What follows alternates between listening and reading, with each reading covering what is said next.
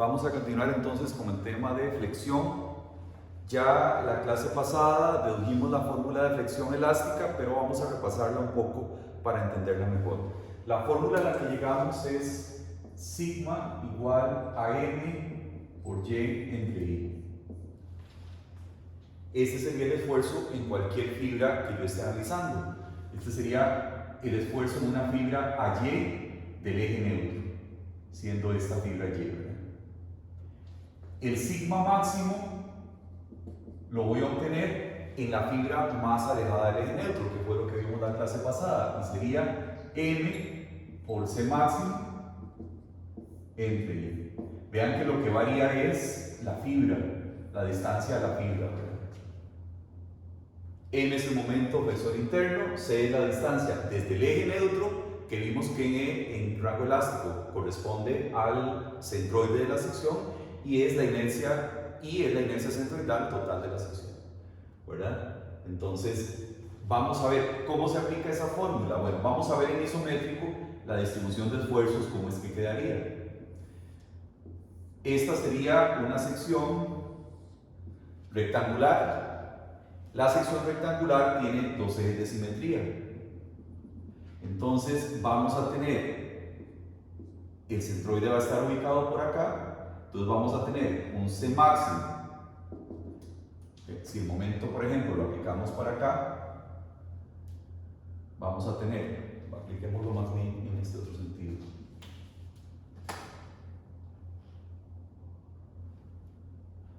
Vamos a ver, apliquémoslo para acá.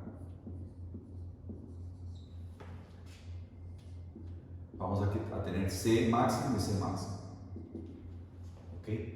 Si el momento lo aplicamos en esta dirección, este sería el C máximo en compresión, porque aquí tendríamos compresión y aquí tendríamos tensión, ¿verdad? Aquí levantamos, aquí comprimimos. Ojo siempre con la mano derecha haciendo ese efecto. Estas fibras se comprimen, estas fibras se tensan. Entonces, la distribución de esfuerzos que nosotros tendríamos sería una cosa como así.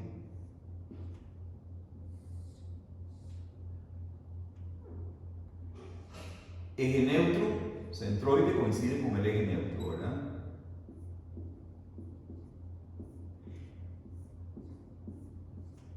Eso sería en compresión, y en tensión tendríamos esto otro.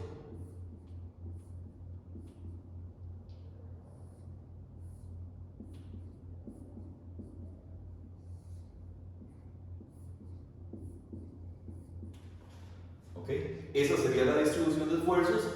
Aquí tendríamos sigma máximo igual, en este caso, en compresión, que sería m por c máximo en compresión entre i. Aquí tendríamos sigma máximo en tensión igual a m por c máximo en tensión entre i. En una sección con dos ejes de simetría, como es la sección rectangular, el eje neutro, por lo tanto el centroide, ambos van a estar a la mitad de la altura por tener dos ejes de simetría. Si esto es h, esto es c y esto es c. C más c nos daría h, ¿verdad? La altura total. O sea, justo a la mitad de la altura en h medios, tendríamos las distancias más alejadas, tanto en tensión o en compresión. Entonces, estas dos distancias de aquí serían h medios, esta también sería h medios, y el esfuerzo máximo en tensión sería igual al esfuerzo máximo en compresión, porque el eje neutro que corresponde al centroide está a la mitad de la altura. Eso va a pasar siempre en las secciones con dos ejes de simetría, que son más sencillas. Siempre en cualquier sección con dos ejes de simetría, por ejemplo una sección en I, el centroide va a estar ubicado aquí, a h medios, siendo h todo esto. Entonces, el esfuerzo en tensión y en compresión van a ser iguales en magnitud, solo que con signo diferente. Eso es la particularidad de tener dos ejes de simetría.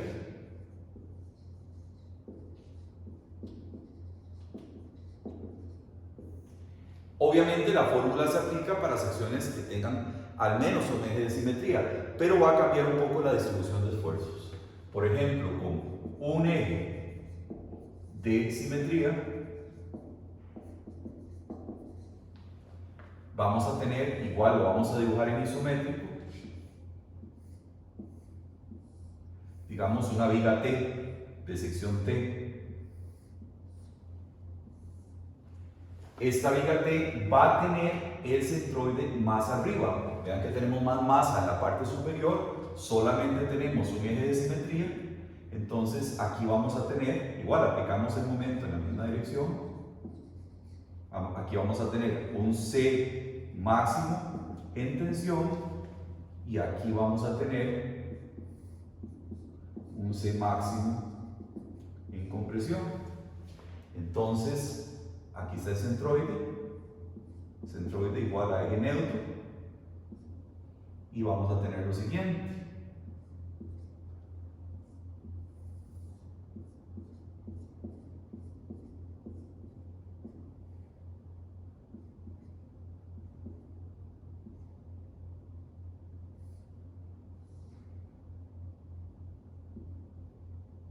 Vamos a poner un poquito más abajo para que se note más.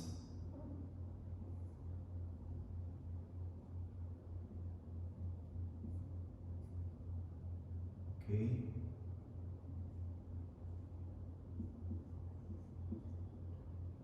Tenemos aquí,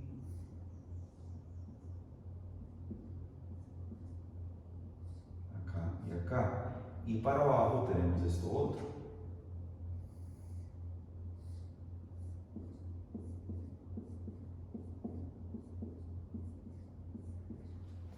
Algo así. Tenemos un esfuerzo cero aquí en el eje neutro que coincide con el centroide, y aquí tendríamos el sigma máximo en tensión, perdón, en compresión,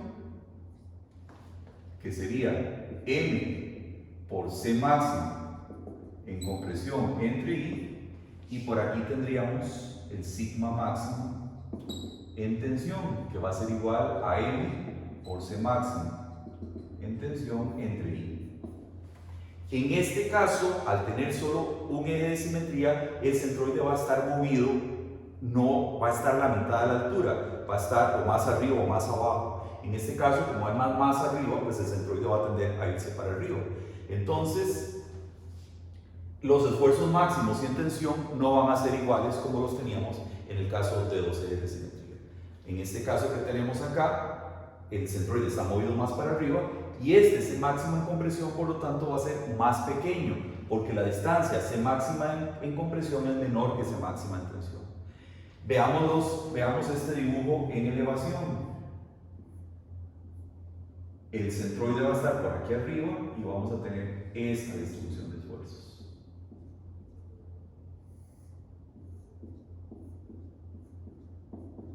Aquí tenemos C máximo en tensión y aquí tendríamos C máximo en compresión, siendo C máximo en tensión mayor que C máximo en compresión.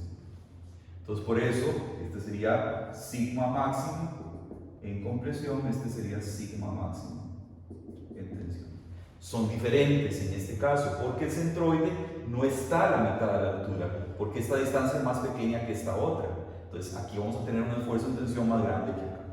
En este caso de aquí, no, porque justo a la mitad de la altura, dijimos que en H medios, por tener dos ejes de simetría, vamos a tener una distribución así.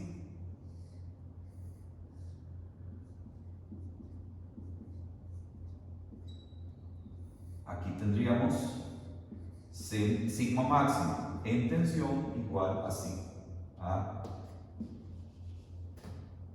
sigma máximo en compresión. Son iguales porque las distancias C son H medios en ambos casos. Aquí no. Aquí, por estar el eje neutro un poco para arriba, esta distancia es más pequeña que esta. Por lo tanto, esto implica que sigma máximo en tensión es distinto o mayor que sigma máximo en compresión. Entonces, son como las dos salvedades que tenemos que tener claras. Cuando tenemos un solo eje de simetría, pasa eso. Los esfuerzos máximos son diferentes. Y cuando tenemos dos ejes de simetría, el máximo de tensión y el máximo de compresión son iguales. Sería no solo en una viga rectangular, puede ser también en una viga I, como esta que tenemos acá, donde tengo doble simetría y me funciona de esa manera.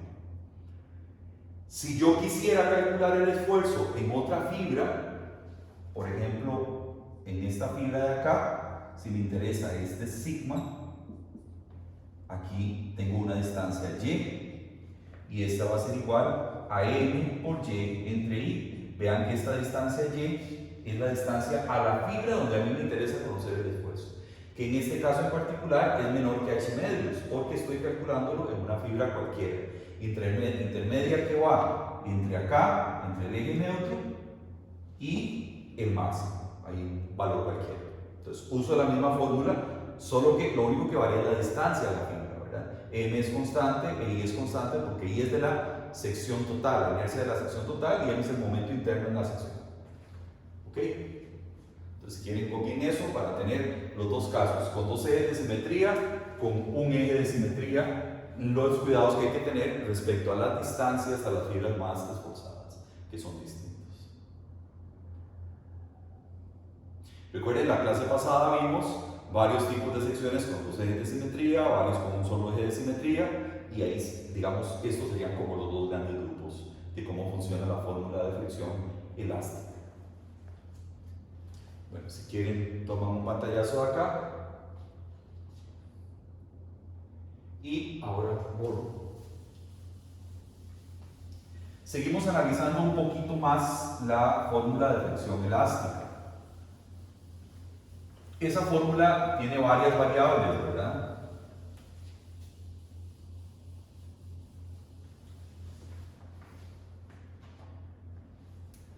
Entonces la fórmula es sigma igual a m por y entre i.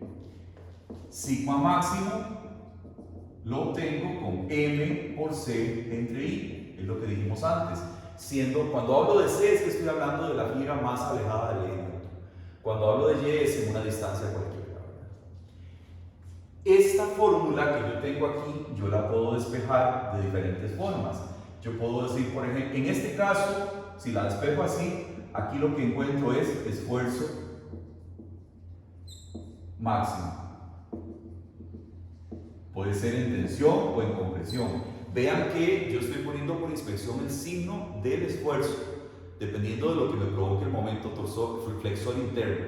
Si el flexor interno me produce compresión en unas fibras, ese esfuerzo es negativo. Si me produce tensión en otras fibras, ese esfuerzo es positivo, ¿verdad? Entonces lo pongo por inspección, recordemos que lo vimos como valor absoluto, la fórmula.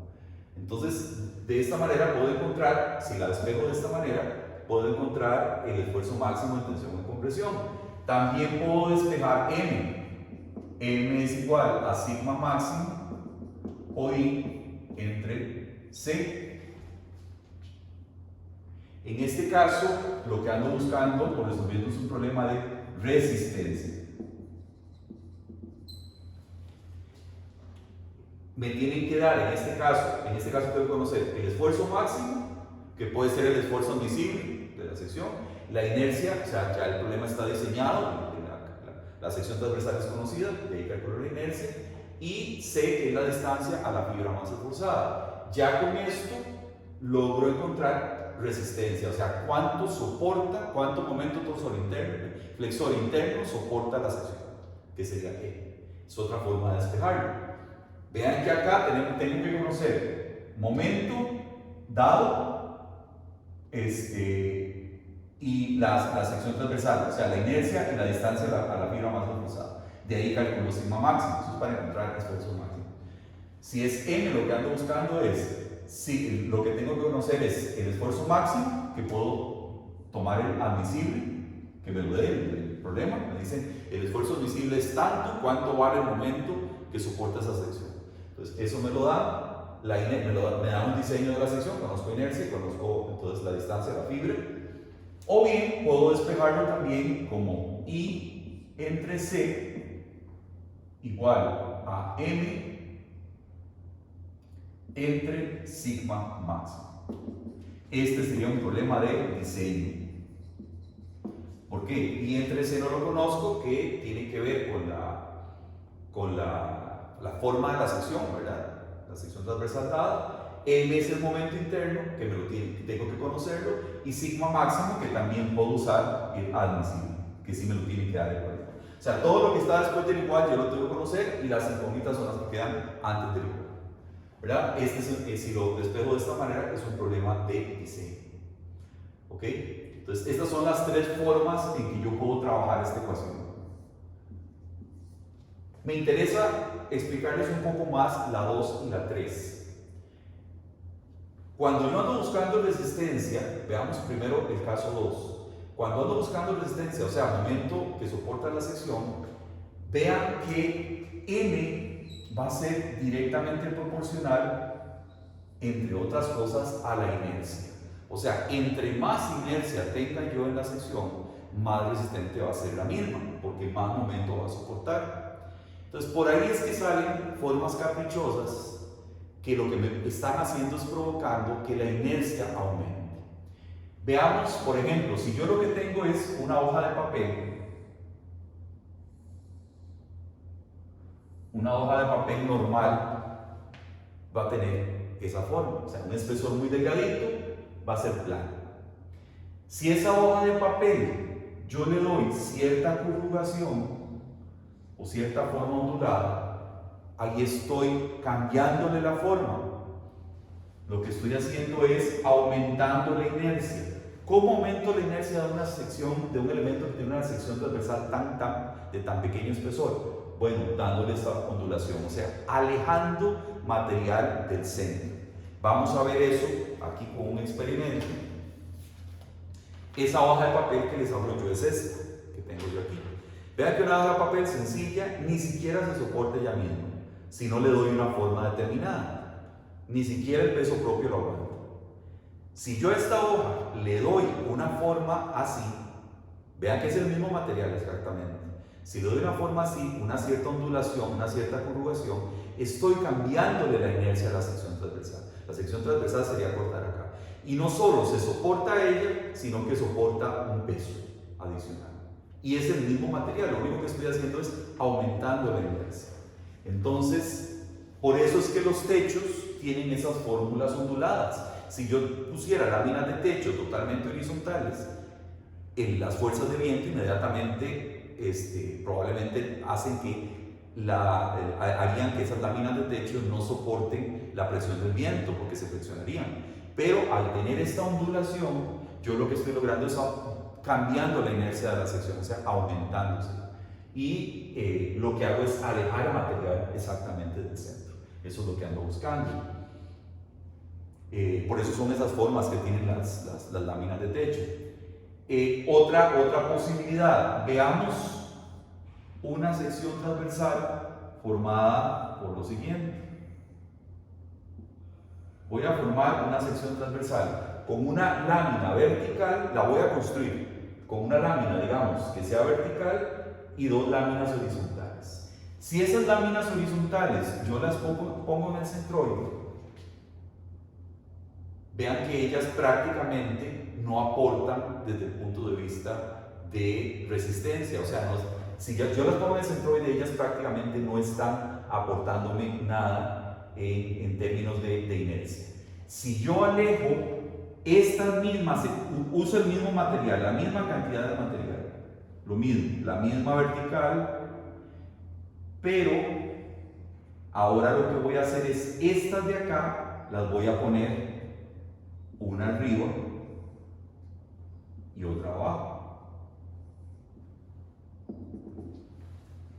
Simplemente estas dos laminitas que las tenía en el centroide, las voy a poner una arriba y otra abajo. Aquí estoy teniendo una inercia baja y aquí voy a tener una inercia alta o grande, porque estoy alejando del centro esta cantidad de material, estas dos laminitas que tienen acá. ¿Ok? Esto tenemos que repasar los conceptos de mecánica que vieron en mecánica 1, con los conceptos de inercia.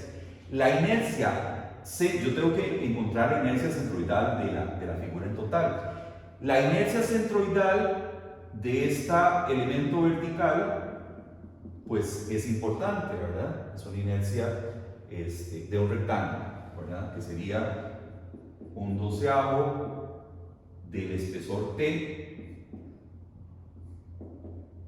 por h al cubo. Digamos que esto tiene dimensiones h, b y tiene espesor T todas las láminas.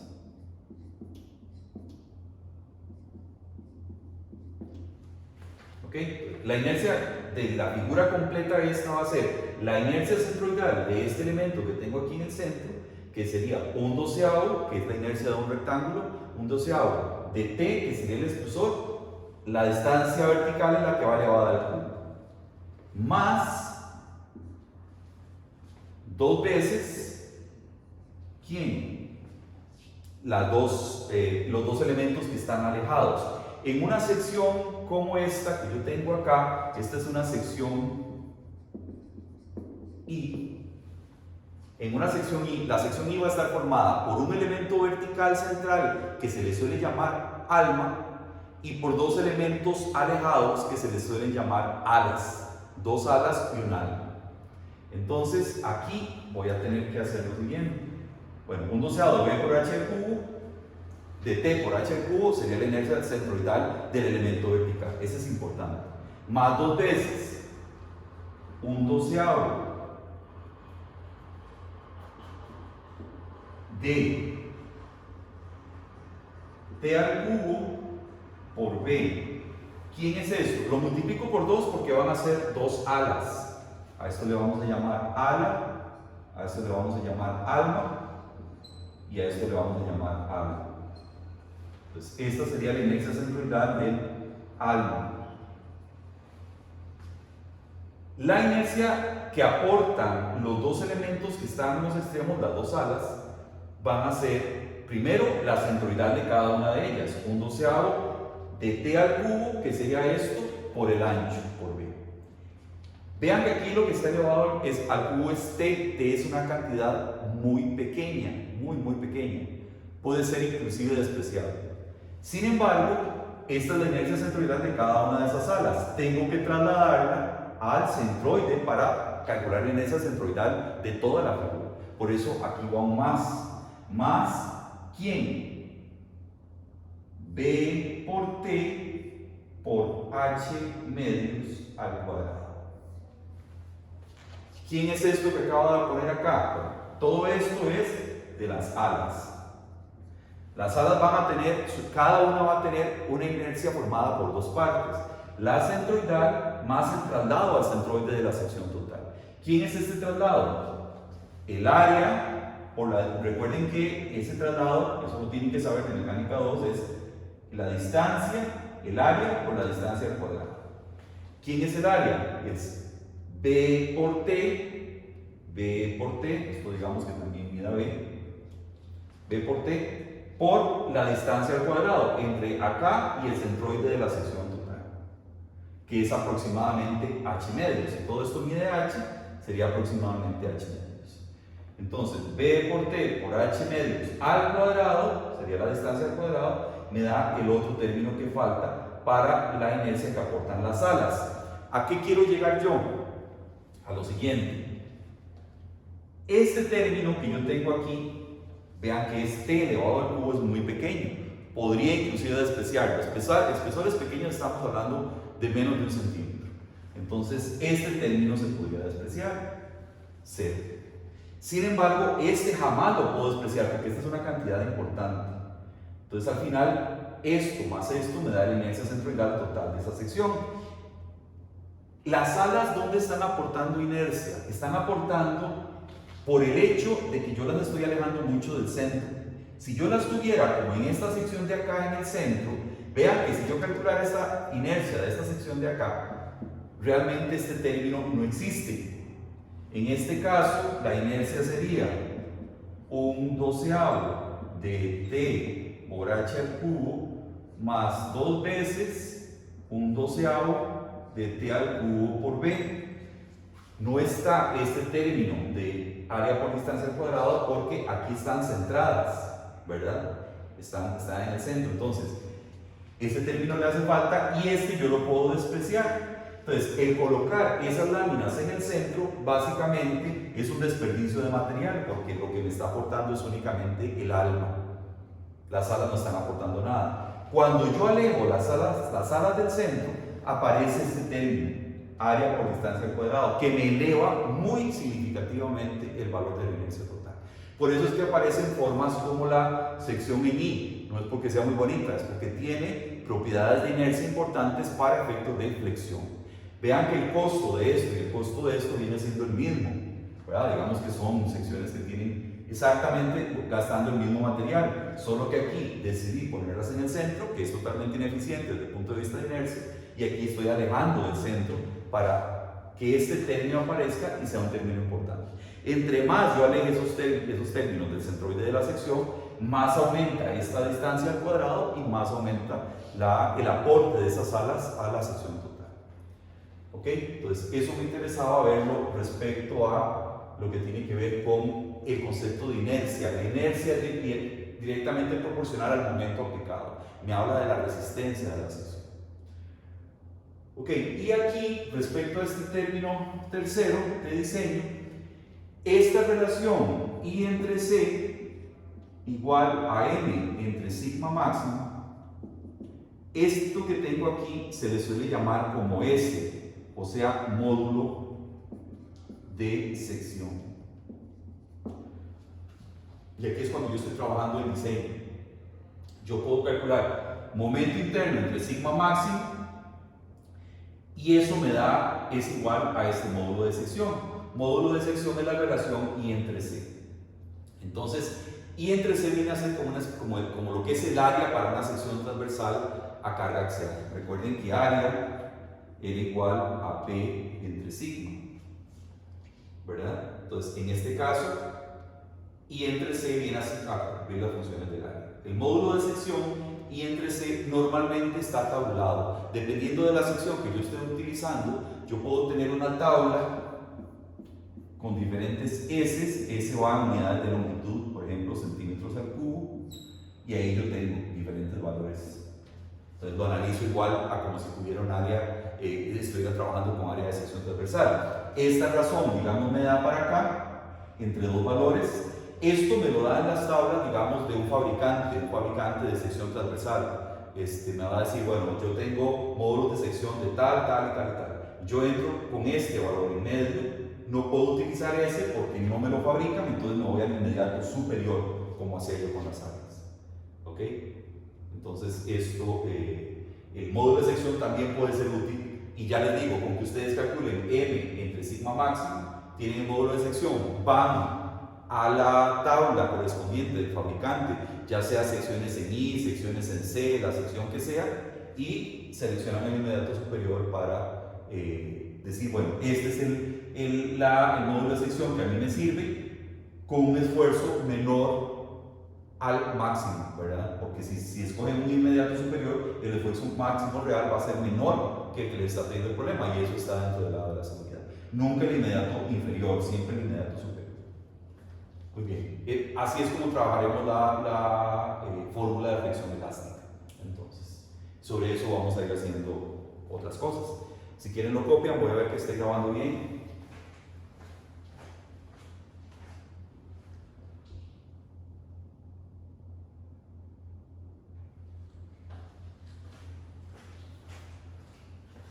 Muy bien. Hay otro término que comentamos la clase pasada y ahora lo vamos a ver ya más en detalle. Y es el llamado radio de curvatura.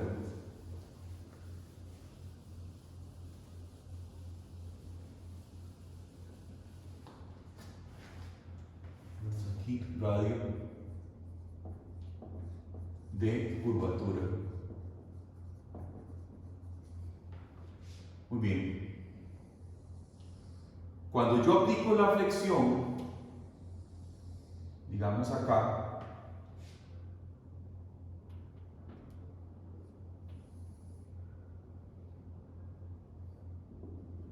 nosotros dijimos lo siguiente: todas las secciones van a apuntar a un punto en común.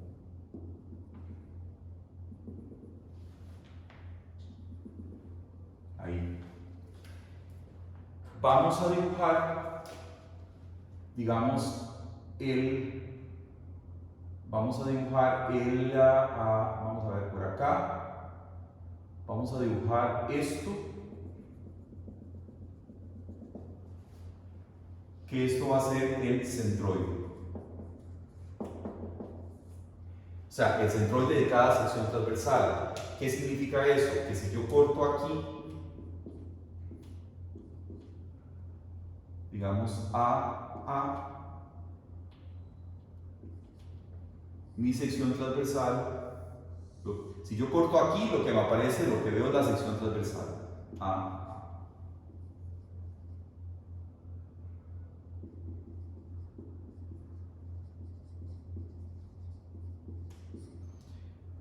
El centroide, vean que no va a estar, vamos a ponerle un solo eje de simetría.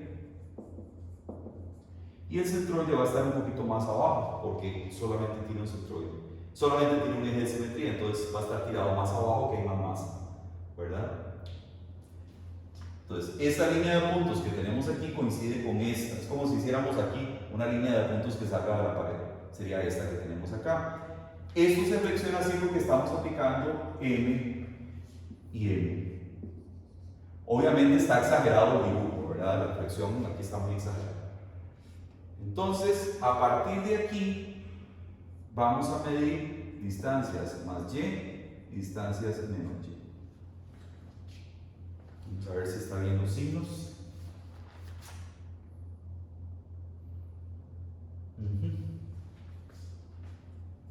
Ok. Esta fibra que tenemos aquí la vamos a llamar una fibra AB. Fibra AB. Aquí se nos va a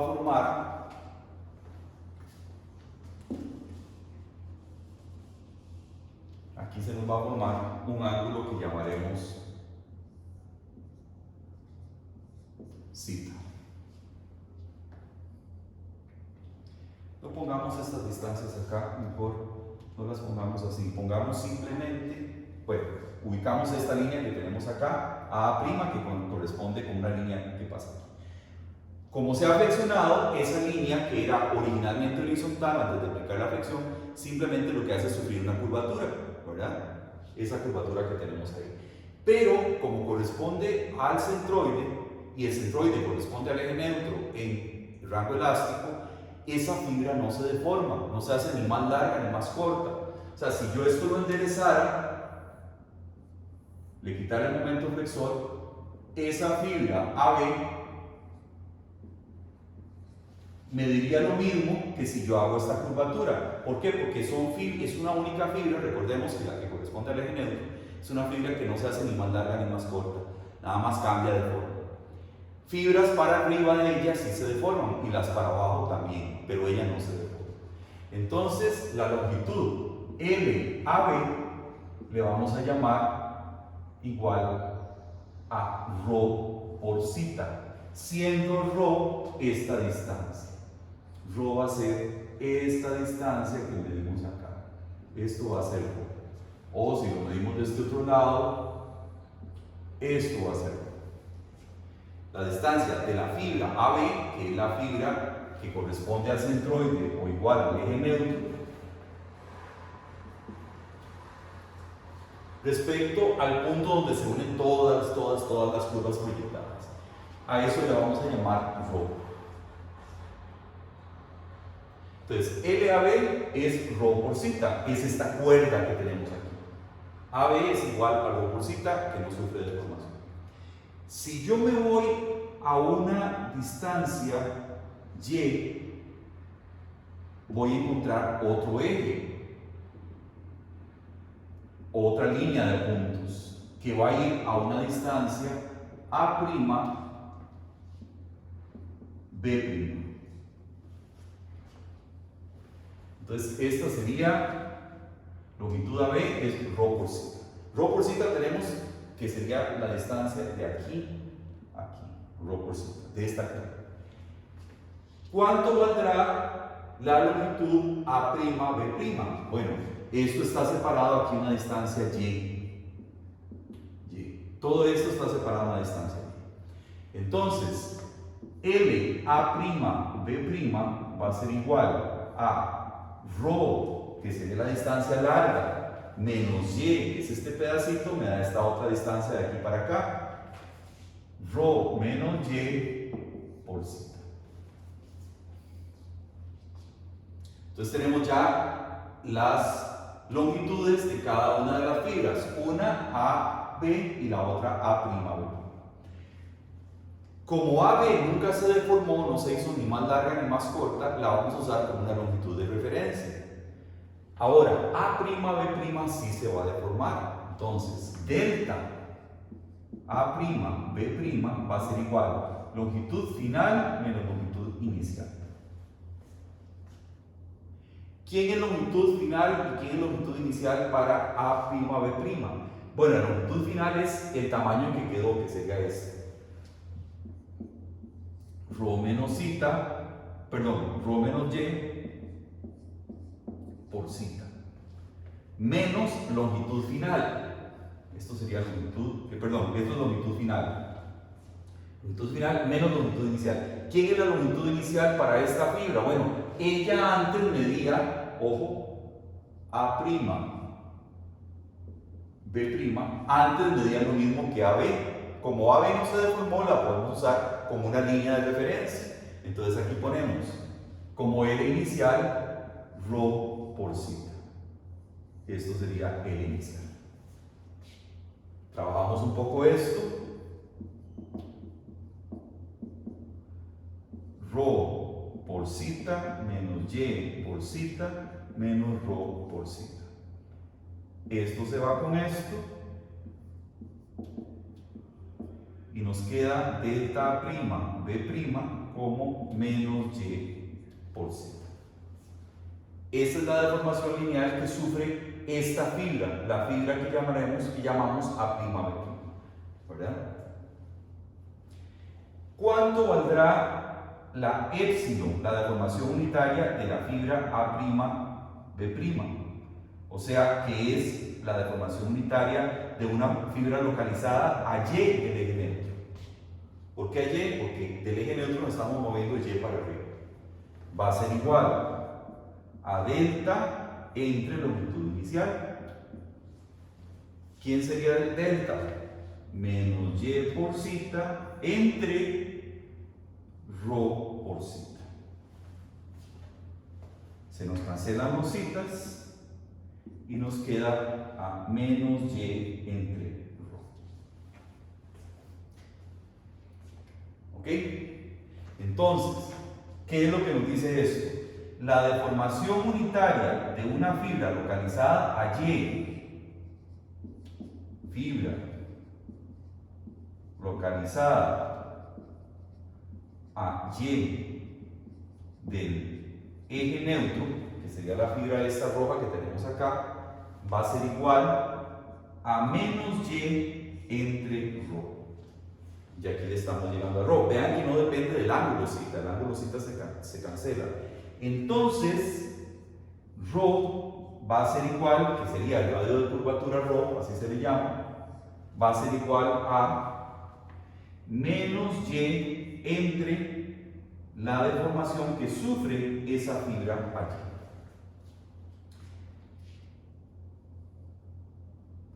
¿Ok?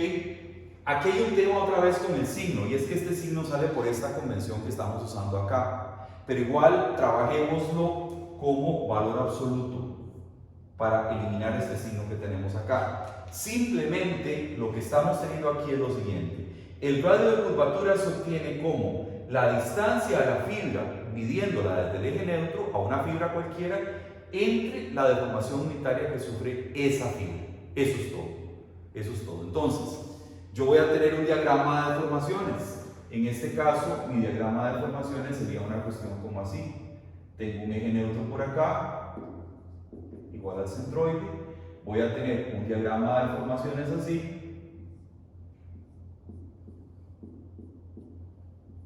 Diagrama de épsilon.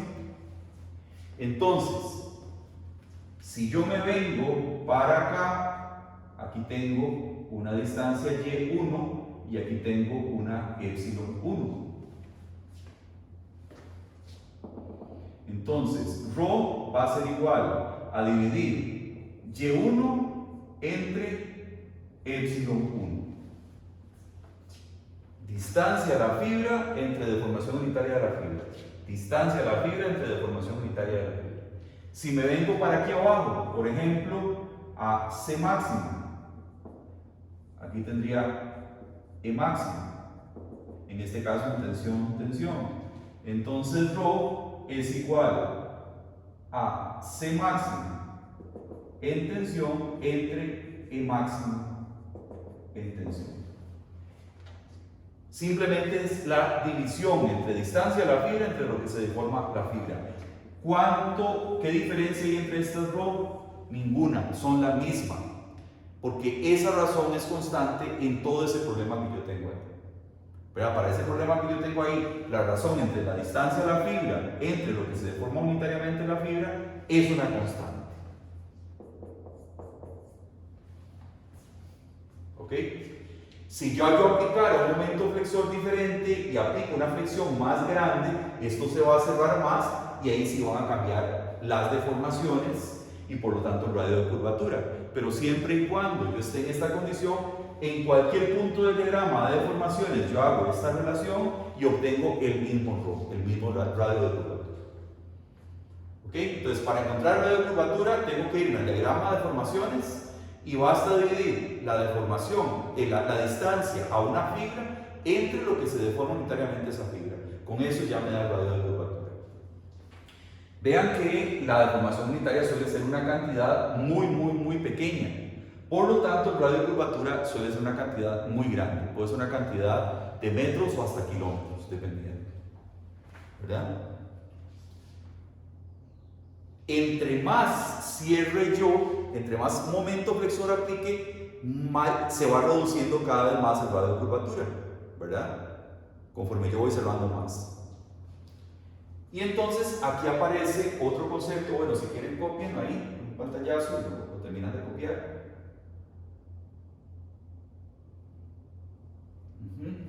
Entonces aparece otro concepto que es muy parecido. Y es el que llamaremos curvatura, no radio de curvatura.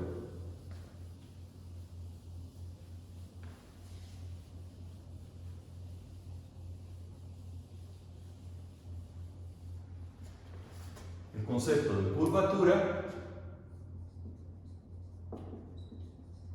igual al inverso del radio de curvatura.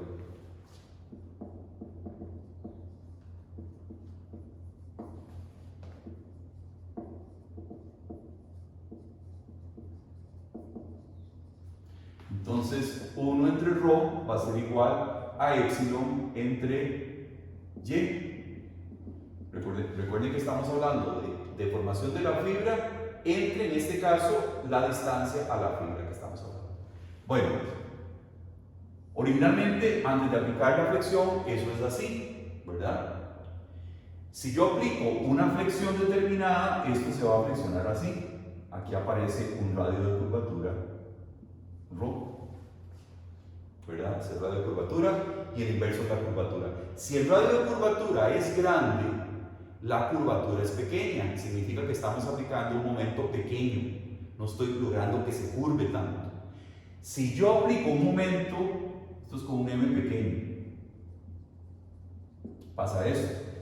Si yo aplico un momento muy grande, esto va a tender muy exagerado a ser como así.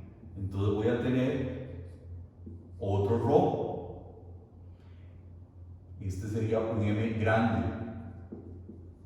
Un m grande me va a generar un radio de curvatura muy pequeño, pero una curvatura muy grande, porque va a ser muy curvo. Entonces son inversos. Si el radio de curvatura es pequeño, ¿verdad? Significa, si el radio de curvatura es pequeño, significa que eso está muy cerrado, radio de curvatura pequeño, la ρ es pequeña, o sea, el radio de curvatura es pequeño, pero 1 entre ρ es grande. Si por el contrario, el radio de curvatura ρ es muy grande, ρ grande, implica que la curvatura es pequeña, ¿verdad? Aquí tenemos un m pequeño, perdón, un m muy grande, y aquí tenemos un m aplicado pequeño. O sea, un m pequeño apenas flexionó el elemento y lo que generó fue un radio de curvatura grande, por lo tanto una curvatura pequeña. Si aplicamos un m grande, la curvatura es muy grande, pero el radio de curvatura se vuelve muy pequeño. Entonces, depende, eso sí va a depender de la magnitud del momento que estemos aplicando. Pero bien, la curvatura como tal simplemente es el inverso del radio de curvatura y es dividir, poner en el numerador la deformación y en el denominador la distancia a la deformación unitaria que estamos analizando, en la fibra que estemos analizando dentro de la sección transversal.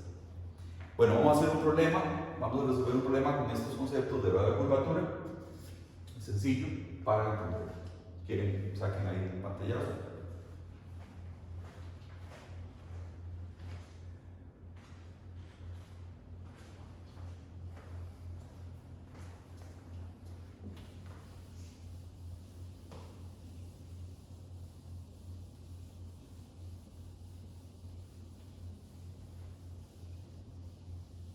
Muy bien. El problema va a decir así.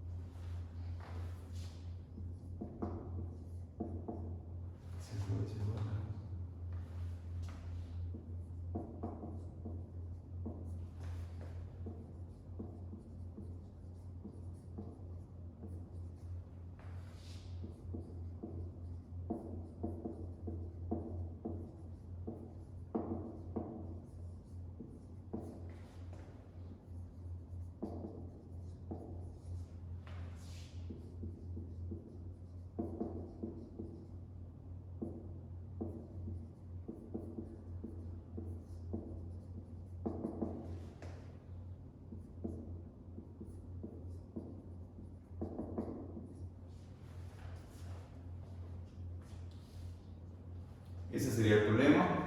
Nos dan una sección transversal que es un medio círculo, ¿verdad? Al ver que es un medio círculo nos damos cuenta que solo tiene un eje de simetría.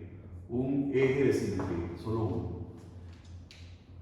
Nos dan la sección transversal, nos dan el módulo de elasticidad, que nos dicen que son 70 por 10 a la 9 pascales, y nos dice, si el radio de curvatura es 2.5 metros y se sabe que la cara plana de la sección, faltaría de la sección,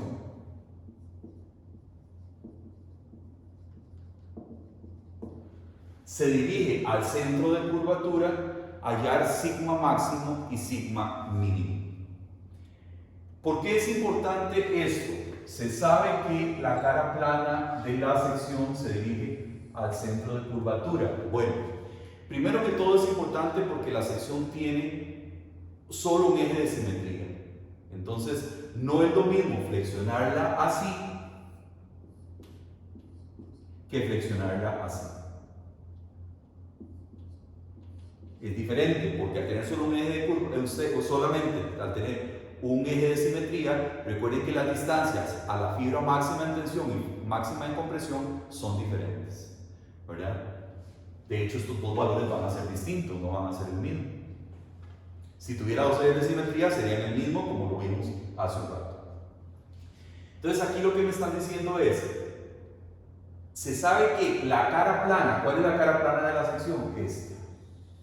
Esta cara plana se dirige al centro de curvatura. El centro de curvatura es, si esto se flexiona aquí, aquí tenemos ρ, el centro de curvatura sería, aquí tenemos ρ, sería esto, a donde todas las líneas confluyen. Entonces, lo que nos está diciendo el problema es que la cara plana se dirige al centro de curvatura. Significa que la única manera que eso pase es que esto se esté flexionando de esta manera. Si lo tuviéramos de esta manera, la cara plana no estaría dirigida al centro de curvatura, porque el centro de curvatura estaría por aquí y la cara plana estaría por abajo. Entonces, no es esta la condición, es esta la que tenemos. ¿Para qué nos sirve eso? Bueno, para saber que en la sección transversal vamos a tener tensión arriba, compresión abajo. Para eso es, básicamente. Entonces, el centroide de esta sección, ya lo pueden ir apuntando por ahí, es 4 por R, entre 3 por pi. Entonces podemos calcular esta distancia y también esta otra.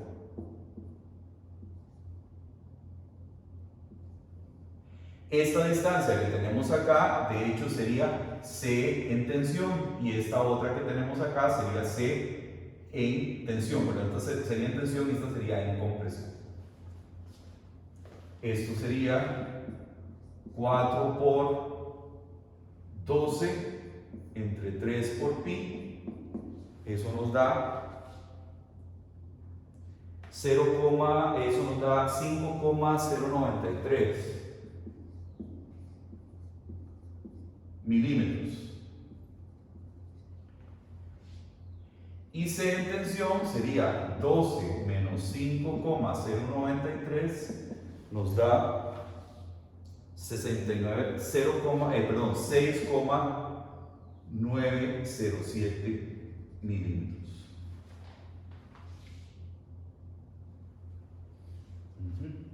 Son esas dos distancias. Esta sería, vean que son diferentes, claramente son diferentes por tener solo un eje de simetría de la sección. Al ser máxima la distancia en tensión, el esfuerzo máximo en tensión va a ser mayor que el esfuerzo máximo en compresión. ¿Okay? ¿Cómo usamos las fórmulas? Me están dando el radio de curvatura. Sabemos que ρ es igual a distancia, es igual a distancia a la fibra entre lo que se deforma unitariamente esa fibra. En este caso me dan eso. Entonces lo que puedo calcular, tengo la distancia, tengo la de curvatura, calculo la deformación en la fibra. E en Y va a ser igual, lo puedo evaluar en cualquier punto. Puedo evaluarlo, por ejemplo, en esta fibra de acá, en la máxima en tensión. Puedo decir lo siguiente. Bueno, despejando de la fórmula sería, esto va a ser igual a Y entre ρ. ¿Quién es Y? La distancia a la fibra. Puedo usar cualquiera. Puedo usar C en tensión entre ρ. Y esto me va a dar, aquí directamente, si evalúo la si evalúo la fórmula en la distancia a tensión, lo que me va a dar es directamente la deformación de la fibra en tensión, ¿verdad? Porque la otra es constante. Esta cantidad es C en tensión 6,907 por 10 a la menos 3, ojo al sistema de unidades, entre ρ, que es 2,5. Tienen que darnos en metros, ¿verdad? Para que al final nos dé una deformación metro por metro. Estoy evaluándolo en diagrama de deformaciones. Esto se va a deformar de esta manera. Aquí yo tendría en máxima en tensión, que sería esta de aquí, porque estoy evaluando en esta fibra. Y esto es así, y y aquí esto vale, ya lo pusimos, 5,093 y esto mide aquí 6,907. La variación es lineal de las deformaciones, ¿verdad? Eso ya lo hemos comentado porque es una de las hipótesis básicas de todo el planteamiento de flexión. Eso nos da 2,763 por 10 a la menos 3 metro por metro.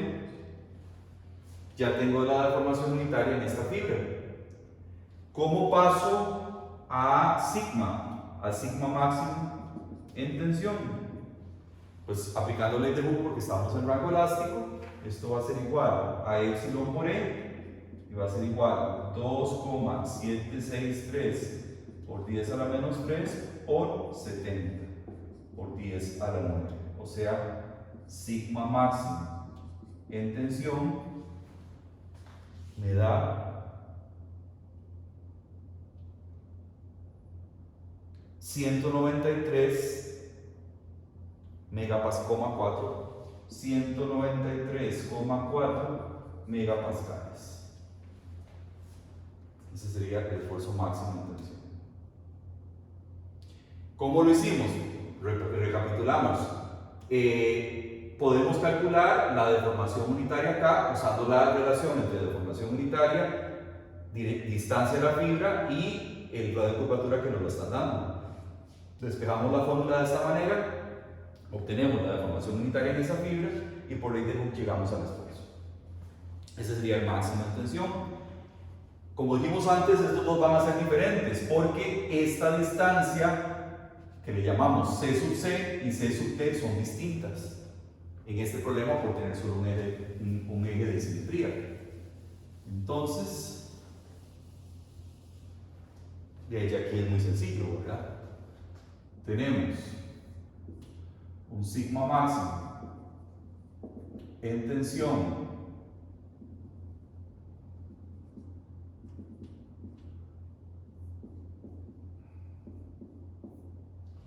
esto, el dibujo para que quede un poquito más a escala, deberíamos hacerlo así.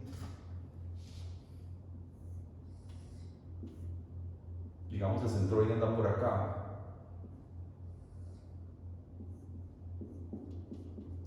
Este sería el sigma máximo en tensión y ese nos da, dijimos, 193,4.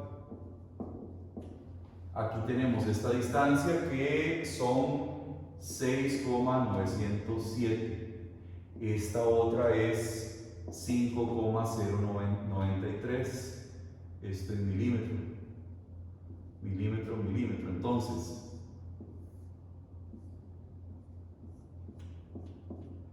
el sigma máximo en compresión, ¿cómo lo calculamos? Recordemos que estas dos líneas tienen que tener la misma pendiente, ¿verdad? Porque esto continúa con una misma pendiente en rango elástico, que la dibujo de este otro lado.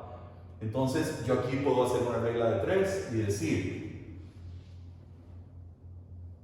193,4 es a 6,907 como sigma máximo en compresión es a 5,093. Entonces, sigma máximo, esto implica que sigma máximo en compresión es igual a 142,6 megapascales, que es lo que viene aquí, 142,6 megapascales. ¿Okay? Simplemente hago la regla de 3 por ser una variación lineal de esfuerzos por estar en rango elástico. El rango elástico es lo que me permite hacer es eso. Recordemos que sigma igual a B por Y, sigma igual a B por Y se cumple en los dos lados, ¿verdad? La misma pendiente. Los esfuerzos varían linealmente en rango elástico, que es como estamos trabajando hasta el momento los problemas. Muy bien, entonces esa es una forma de utilizar el radio de curvatura. ¿Quieren terminar de copiar eso?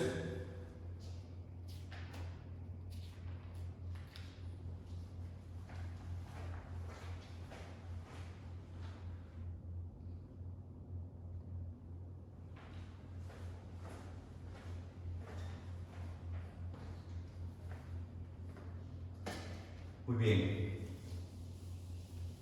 Nosotros hasta el momento hemos puesto una condición esencial para la forma de la sección transversal.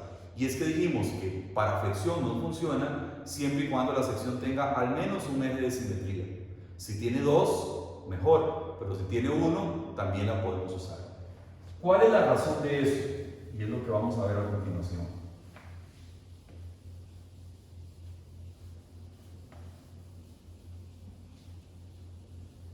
Bueno, ¿por qué habíamos puesto esa condición?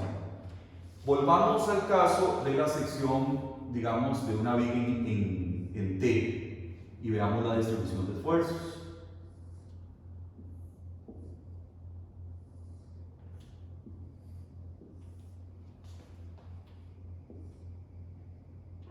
Más o menos.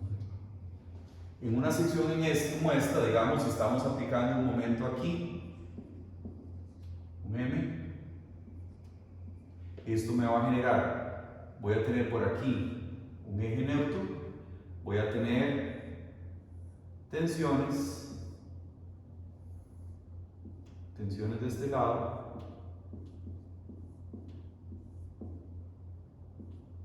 y compresiones de este lado. Es el mismo dibujo que hicimos hace un rato.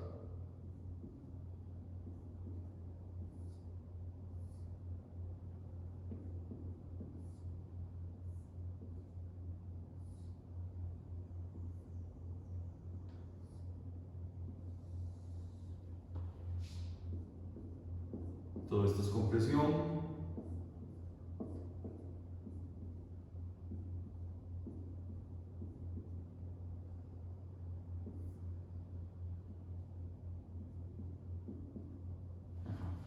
Vean una cosa importante, ya que está el dibujo hecho. Vean que esto es como una cuña de esfuerzo, ¿verdad? Es como que si esto fuera un techo. Esto tiene como un agua de un techo, ¿verdad? Y este es otra agua de un techo. Ambas confluyen en el eje neutro. Pero aquí yo tengo un plano y aquí tengo otro plano, ¿verdad? Voy a dibujarlo así por encima. Aquí tengo como un plano y aquí tengo como otro plano, ¿verdad? La distribución de esfuerzos son como cuñas en flexión elástica. Pero voy a borrar esto para no confundir el dibujo que vamos a hacer. Ok, esta sección en sí, como hemos venido diciendo, es una viga, la sección transversal tiene esta forma, es una viga en T, tiene solo un eje de simetría, que sería este.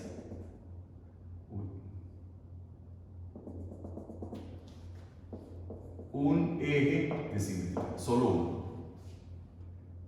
¿Ok? Vamos a ponerle ejes a esto le vamos a poner eje Z, Z, y a este le vamos a poner MY. Entonces, vamos a tener aquí un ZZ, por lo tanto, el momento que tenemos aplicado es un MZZ, ¿verdad? El momento aplicado es MZZ, que lo aplicamos aquí. Bueno, si quieren, lo podemos poner aquí. MZZ aplicado. Muy bien. El MZZ, ya nosotros vimos, va a ser igual a sigma por I entre Y, despejando, ¿verdad? El esfuerzo en una fibra Y entre la distancia de la fibra por la inercia de la sección transversal. Eso sería la fórmula de flexión que nosotros obtuvimos. Pero, ¿cuánto valdría un MY posible? O sea, un momento alrededor del eje Y. ZZ es este, todos van contribuyendo. Recordemos que esto viene de integral sobre el área de sigma por Y por dA por Y. De ahí llegamos a esa conclusión. O sea, cada esfuerzo por el área en que actúa, cada esfuerzo por el área en que actúa, por su distancia al eje neutro, todo eso va haciendo que se vayan sumando los momentos que aporta cada uno de los esfuerzos, y eso me permite llegar a esta fórmula que yo llegué acá. Ya, todos van a ir contribuyendo porque vean las direcciones de las flechas, todos van a ir haciendo momentos respecto al eje neutro, tanto los de arriba como los de abajo, todos van sumando. Pero ¿quién será MYY? MYY, bueno, si yo pudiera obtenerlo sería integral sobre el área de sigma por Y, perdón, de sigma Y por dA por Y. Esto sigma Y, esto era B por Y, ¿verdad? Si yo obtuviera o si existiera este MYY, vean qué es lo que va pasando. Cada esfuerzo tiene que irse multiplicando por su dA y por su brazo. Pero entonces, este esfuerzo que tengo acá, lo multiplico por el área en que actúa y por el brazo. Él va a tener un gemelo del otro lado, como un espejo, pero que para efectos de esfuerzo se van anulando, porque si este me hace un momento en esta dirección, este otro que yo tengo acá, con este de A, me va a hacer un esfuerzo en la otra dirección, un momento en la otra dirección. Vean, este esfuerzo por dA por este brazo, menos este esfuerzo por dA por este otro brazo, se anulan, se van anulando, y así me va a pasar a lo largo de todo el eje de simetría YY. Entonces, este MYY es igual a 0. Este es distinto de 0, evidentemente, pero este es 0, porque por simetría, los esfuerzos por su área, por su brazo, se van a ir anulando. Todos los de acá tienen un espejo del otro lado. Entonces, como van en direcciones opuestas, al hacer momento respecto a YY, se anulan. Uno a uno se anulan. Entonces, esa es la ventaja que yo tenía con un solo eje de simetría. ¿Ok? Con al menos uno. Si tuviera dos, obviamente esto también se cumple. ¿Qué pasa si yo no tengo ningún eje de simetría? Bueno, es lo que vamos a ver a continuación. Vamos a borrar acá.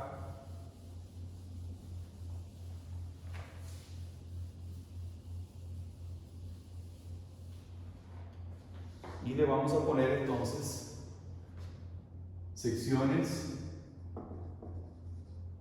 sin ejes de simetría, pero con ejes principales identificados.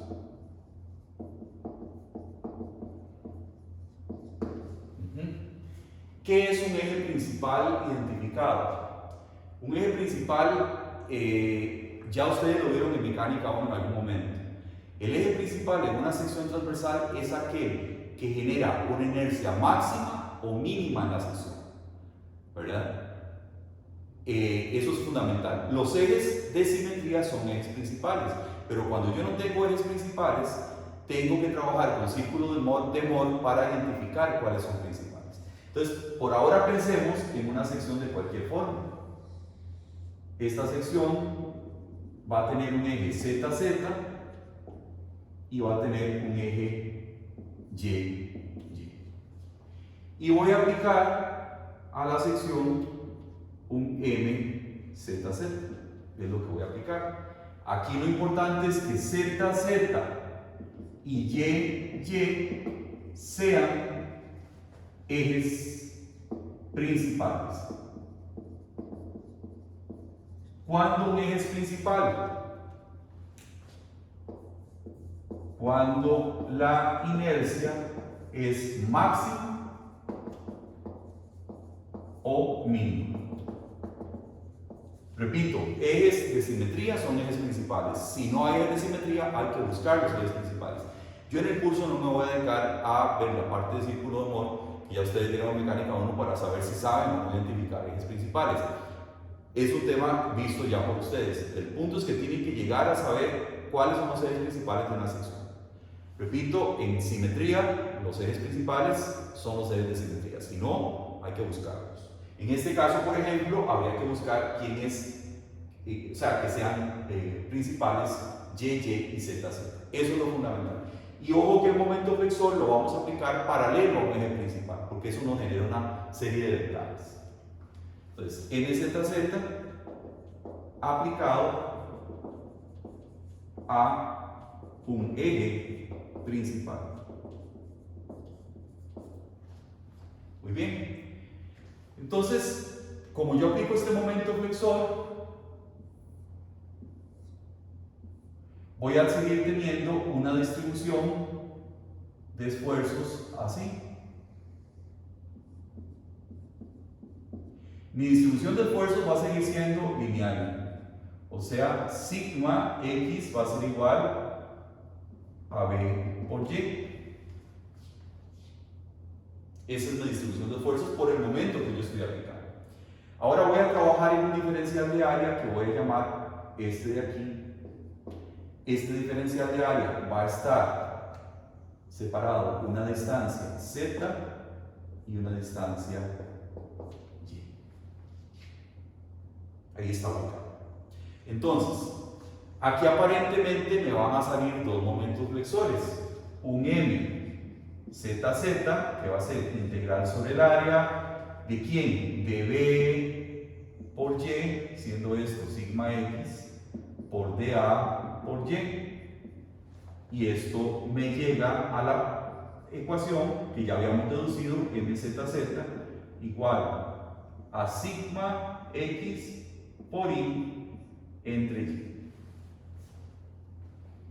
Este análisis ya nosotros lo vimos. Este es el MZZ que genera la distribución de esfuerzos en la dirección que yo estoy aplicando el momento. O sea, todos estos esfuerzos que tengo aquí por su área, por su distancia, me van a contribuir en este MZZ.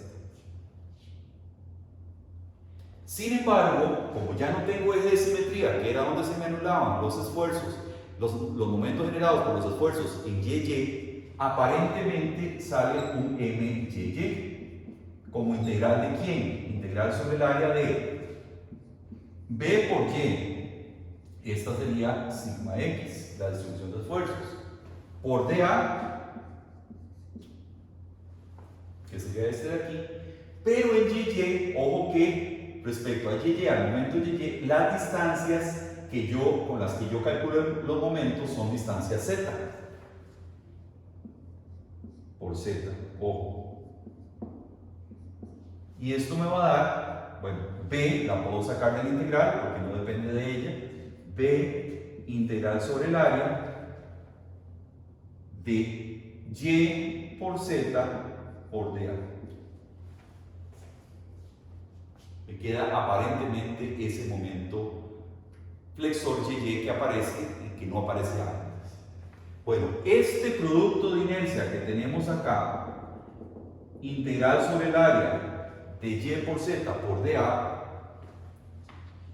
es 0 si YY y ZZ son, voy a ponerlo mejor esto abajo, voy a ponerlo aquí abajo. Entonces, este producto es 0 si YY y ZZ son ejes principales. Ya no ejes de simetría, sino ejes principales. Si son de simetría, pues a simple vista yo lo intuyo, me doy cuenta. Pero si yo logro saber que ZZ y YY son ejes principales, y aplico el momento flexor paralelo a uno de ellos, este momento MZZ aparece, pero este otro de acá hace que este producto de inercia por propiedades de la sección transversal sea cero. Entonces MYY sería igual a 0, aún cuando no estemos hablando de dos ejes de simetría o uno, aunque no sean de simetría sino que sean principales, voy a tener el momento MZZ que sí existe y el MYY sería igual a 0 porque aquí el producto de inercia es 0, siempre y cuando sean ejes principales. Entonces, muy sencillo, a partir de ahora identificamos ejes principales y cualquier momento oblicuo que aparezca lo trasladamos a los ejes principales y podemos resolver el problema, ¿verdad? sabiendo que el perpendicular es igual a z. Muy bien. Entonces ya vean que vemos la flexión elástica, la estamos viendo en cualquier sección transversal, de cualquier forma, siempre y cuando los ejes principales sean identificados. Y para eso tienen que trabajar con círculos de Mohr, ¿verdad? Eso ustedes lo vieron en mecánica 1, van girando estos, los van girando hasta llegar a un punto en el cual la inercia se vuelve máxima o mínima. Ahí es un eje principal identificado. Bueno, vamos a ver esta misma situación, solo que en un problema más sencillo. Lo vamos a ver numéricamente para ver cómo es que se trabaja cuando el momento no está aplicado en ejes principales. ¿Ok? Terminen de copiarlo y voy a revisar.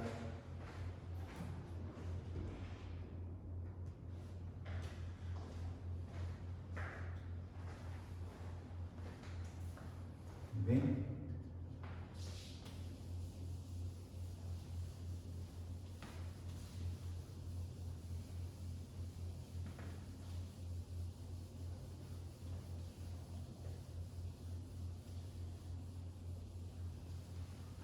Vamos a trabajar una sección muy conocida que es la rectangular y la vamos a trabajar porque es más sencilla, pero para entender bien lo que estamos hablando. Vamos a trabajar, acá tenemos ejes de simetría que son ZZ y YY, pero el momento flexor ya no va a estar aplicado paralelo a ninguno de esos ejes de simetría que son además principales, sino que el M va a estar aplicado aquí a un ángulo Z. ¿Verdad? Esto sería M. M está aplicado aquí. ¿Cómo resuelvo eso? Bueno, lo primero es, ese momento oblicuo no lo puedo trabajar, tengo que descomponerlo en componentes. Aquí vamos a tener, digamos, vértices A, B, C y D. Esto yo lo puedo descomponer como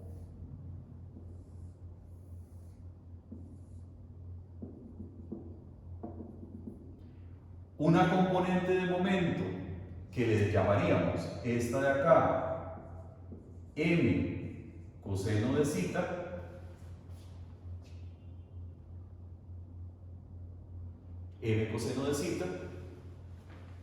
más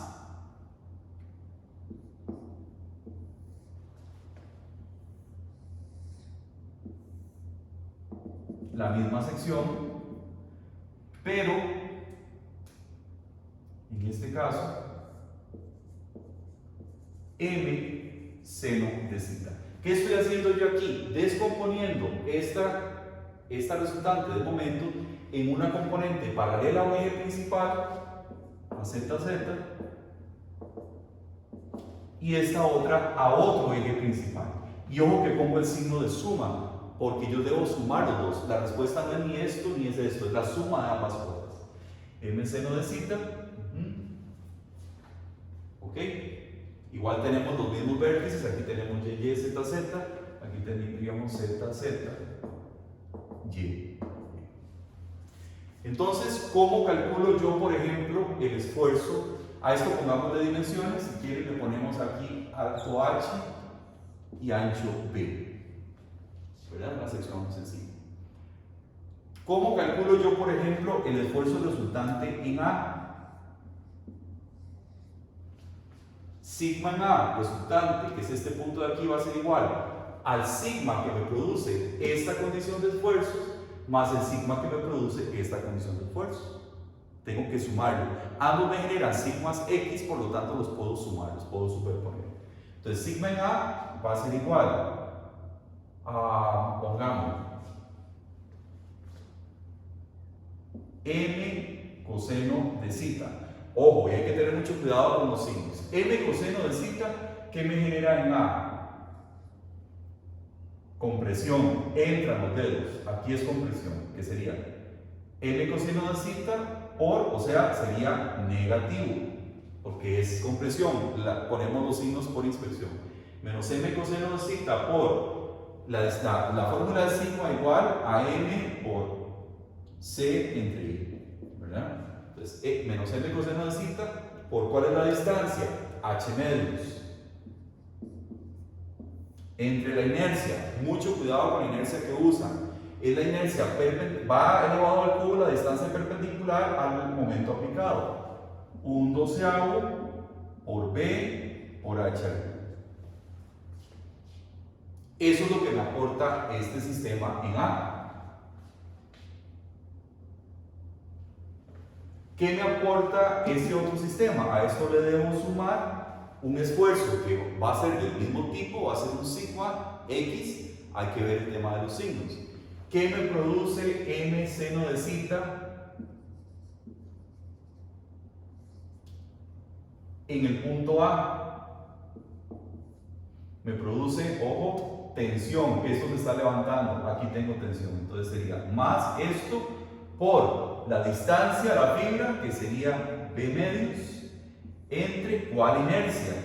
1/12 por B al cubo por H. Ojo que en este caso, la inercia que yo utilizo para un momento aplicada en esta dirección es elevando este término al cubo. No este, sino este. Esa es la inercia de un rectángulo, 1/12 de base por altura del cubo. Hay que ver qué es base y qué es altura dependiendo de la dirección de los momentos aplicados. ¿Ok? Esto que tenemos aquí es inercia ZZ debido a un MZZ. Este es un MZZ igual a esto. Y este sería un MYY igual a esto. Y esto sería MY. Ojo que aquí es H medios y aquí es B medios. Aquí esta sería IYY. MZZ va dividido entre IZZ. MYY dividido entre IYY. Este va signo positivo porque esto levanta, genera tensión en A, y toda esta fibra genera tensión. Y este va negativo porque este momento aplicado en el punto A, o sea, el efecto que produce este momento en A es compresión, es hacia allá, entrando los dedos. Ese sería sigma A. Y ahí puedo seguir. ¿Cuál sería la máxima? ¿En qué punto de esos cuatro sería la máxima en tensión? Por ejemplo, MZZ me genera con tensión aquí a todo lo largo y MYY me genera tensión a todo esto largo. Entonces, en todo este lado. Entonces, ¿dónde voy a tener la máxima tensión? En C. Sigma en C va a ser igual a sigma máximo en tensión.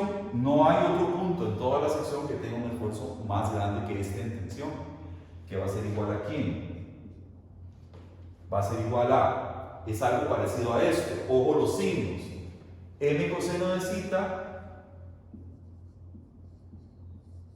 por H medios entre I, ZZ, no voy a volver a copiar ZZ que la tenemos acá.